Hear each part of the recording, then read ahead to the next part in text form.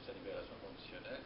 Et il a commencé son témoignage aujourd'hui. Ça fait suite au témoignage de la docteure Dominique Bourget, qui est elle également une psychiatre. Alors, on va parler de ça avec nos collaborateurs habituels, Maître Jean-Pierre Rancourt, qui est criminaliste, Nicole Gibault, juge à la retraite, Marie-Christine Bergeron, qui suit tout ça au palais de justice de Saint-Jérôme. Bonsoir, vous trois.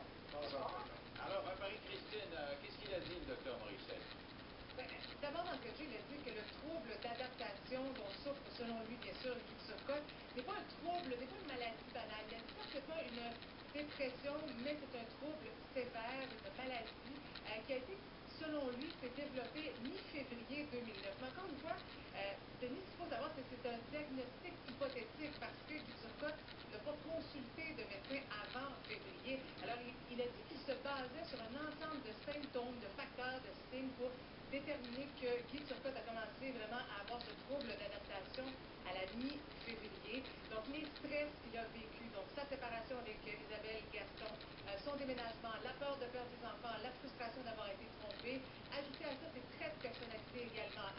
Selon le psychiatre, semble-t-il que Guy Turcotte est un être qui était évitant, donc qui fuyait les conflits, un être obsessif-compulsif, donc une manie marquée pour l'organisation, et puis également narcissique, semble-t-il, qui pouvait lui donner un air fendant au-dessus de ses affaires, mais qui cachait, toujours selon lui, un problème d'estime personnelle, d'estime de soi. Alors, c'est lorsqu'il est rentré chez lui le 20 février 2009, là, après le club de vidéo, que Guy Turcotte serait entré dans une phase, un raptus ou encore une crise suicidaire, lorsqu'il a lu les courriels amoureux entre Isabelle Gaston et son nouveau conjoint, Martin Buhotte. Et c'est là que son jugement est devenu, selon lui, complètement altéré, qu'il n'avait plus la capacité de réfléchir. Il voulait arrêter de souffrir, il ne voulait pas mourir, ce sont les termes, bien sûr, du psychiatre Louis Morissette. Et là, c'est à ce moment-là que, toujours selon lui, il en est venu à croire, Guy Turcotte, que de tuer ses enfants était un moindre mal et voulait leur éviter le traumatisme de le retrouver mort le lendemain matin. C'était sa logique à ce moment-là, toujours selon le psychiatre, bien sûr. Alors, Maître Rancourt, qu'est-ce que ça vous inspire, ça? Ben, écoutez, on est en train de mettre la table au niveau de la défense. On est rendu au troisième psychiatre et le psychiatre Morissette arrive et vient dire, écoutez, ce que la psychiatre Bourget vous a dit, c'est exactement ça. Et il en rajoute un peu et il vient dire, c'est clair pour nous que cet individu ne savait pas ce qu'il faisait. Ça, c'est l'article 16, c'est de démontrer par une balance de probabilité que l'individu ne savait pas ce qu'il faisait à ce moment-là. Alors, c'est évidemment, quand on ajoute des psychiatres, et on ajoute la preuve, et à ce moment-là, c'est peut-être plus solide.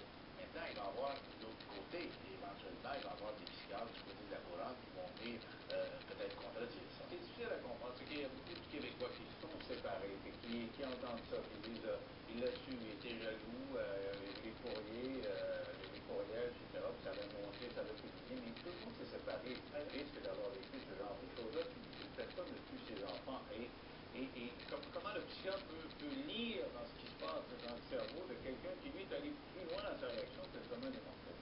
C'est exactement la force des arguments du contre-interrogatoire depuis le début de Maître Verret. Et c'est là-dessus.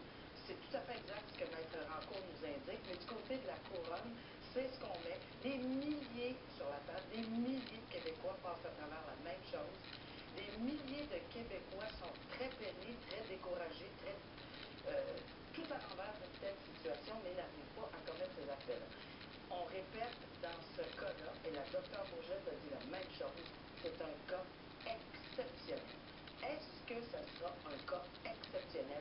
Parce que oui, il n'y a personne qui ne peut pas se reconnaître ou reconnaître un membre de sa famille ou reconnaître quelqu'un qu'il connaît dans une situation pareille, mais qu'on n'est pas arrivé à cette conclusion épouvantable. Alors ça, c'est la force des arguments du contre-interrogatoire de la couronne, et par contre, c'est la force, évidemment, de la balance de la défense qui met la table. Partons du principe que les gens vont tous être d'accord avec ça. Quelqu'un qui va tuer ses enfants, 47 coups de couteau, on se dit tout en partant, ben, il est fou, il y a quelque chose qui ne marche pas. Hein? Et là, après ça, c'est à la défense de démontrer, par le psychiatre, qu'au moment où il l'a fait, il ne savait pas ce qu'il faisait. Sauf que la couronne a des munitions.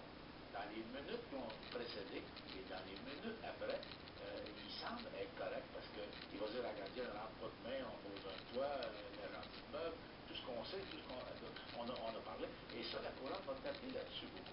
Alors, est-ce qu'au moment où il commet les gestes, on est capable de démontrer par une vaillante probabilité qu'il ne savait pas ce qu'il faisait? Alors, Marie-Christine, justement, elle a déposé un rapport, Louis Morissette, et à cet égard-là, il y a des choses révélatrices. Oui, un extrait que je vais vous lire à l'instant. Il dit: nous sommes d'opinion que le désir de monsieur lorsqu'il poignarde les enfants est de leur éviter le traumatisme et la souffrance de le retrouver mort, et non pas un désir de vengeance, un désir de faire du mal, un désir de revanche, un désir d'agresser la mère ou encore d'enlever les enfants à leur mère. Parce que, évidemment, c'est ce que a posé comme question hier Maître Verret. Peut-il agir sous forme de vengeance ou encore en colère envers la mère? Et les psychiatres sont venus témoigner depuis hier, ont dit, selon eux, non, c'était vraiment pour s'enlever une souffrance à lui-même. OK, donc les psychiatres sont sûrs de ces psychiatres-là que son intention, au moment où ça arrive, c'est pas la vengeance, c'est juste la libération pour pas que les enfants le voient mort. Et c'est toujours une opinion, hein, c'est une opinion de spécialistes, des experts. Eux autres, ils ne sont pas dans le cerveau de l'individu. Ils essaient d'interpréter comment ils pouvaient se sentir à ce moment-là. Alors, ça va être une question pour les jurés de décider si on achète cette théorie-là. Donc, on est dans le très subtil. On est dans le subtil, on est dans le croustillant, on est dans la théorie. Il n'y a rien, surtout en psychiatrie, il y a C'est pas de science exacte. C'est pas de science exacte, loin de là. Et là, c'est exactement ça. Alors, c'est une opinion, on est revenu là-dessus. On a dit, écoutez, ça peut être un autre psychiatre peut avoir une autre opinion? Oui. Et on risque d'en avoir d'autres avec les autres psychiatres qui vont décider. Ah, absolument. Les psychiatres de la couronne vont venir et donner leur propre théorie, ça sera au jeu. Et analyser les mêmes faits, c'est ça qui va être question. Et arrive toujours ces secondes, parce que tous les faits autour, on les a comme analysés, puis c'est toujours les minutes et les secondes autour de l'événement qu'il s'agit de décortiquer. Si vous voulez, on fait un peu de retour, on parlera également du l'Atlas, dont il a été question également cet après-midi. Antoine. Alors, au procès de Guy Turcotte, Marie-Christine, il a été question de l'Atlas aujourd'hui. Oui, notamment avec le premier témoin qui est venu à la barre ce matin, c'est le docteur Pierre Marcellet. C'est lui qui était responsable de lui des soins intensifs au moment où Turcotte a été admis à l'hôpital Sacré-Cœur après, bien sûr, son transfert de Saint-Jérôme. Et là, ça a été très, très technique comme témoignage. C'est pratiquement un cours de biochimie là, pour les jurés. Tout ça pour démontrer que Guy Turcotte était hautement intoxiqué au moment où il est arrivé. Donc, il a subi une dialyse, 2 traitements d'antidote. Donc, c'était très long avant de pouvoir enlever le méthanol dans son sang. Et là, ça a été l'objection de la couronne de dire: c'était vraiment pertinent d'avoir ce témoignage-là, alors qu'il y a des experts qui ont déjà dit que c'était pratiquement impossible de déterminer la quantité de méthanol qu'il a pu boire ce soir-là, même le moment précis de l'ingestion. Et justement, à ce sujet-là, il y a également le Dr Morissette qui a dit que selon lui, il y a 2 épisodes de consommation, soit avant le mort des enfants et puis après. Et le Dr Morissette a dit les troubles de mémoire, ça peut être caractéristique du fameux trouble d'adaptation. Donc, quand on parle de mémoire sélective, ça risque de revenir demain. C'est évident, et le méthanol peut jouer d'un côté comme de l'autre. Alors ça, c'est important. C'est pas nous autres qui va être plaidé ici ce soir, parce que ça va se plaider avec les avocats et le juge. On va donner des instructions en fonction de la cour d'appel. Mais c'est sûr que c'est important. Alors là, on a une version d'un côté, on verra ce que les experts de la couronne vont dire. Donc, en terminant, on peut dire qu'on est en plein cœur de l'affaire. On est en plein cœur de l'affaire et tous les symptômes, c'est le rap suicidaire, le méthanol, on va en entendre parler, c'est sûr. Est-ce que c'est la source? Est-ce que c'est le trouble mental? Quand? Où? Comment? Et effectivement, on laisse la preuve se faire et on la commentera par la suite parce que c'est vraiment essentiel dans ce dossier-ci. Alors donc, le docteur Morissette qui va poursuivre son témoignage. C'est demain que ça se poursuit avec le docteur Morissette? Le premier demain matin, c'est le docteur Marcellet, puis ensuite, ce sera autour du docteur Morissette. OK, ben on va en reparler demain. Merci à vous trois d'avoir participé à l'émission. C'est tout ce qui nous concerne ce soir. Merci.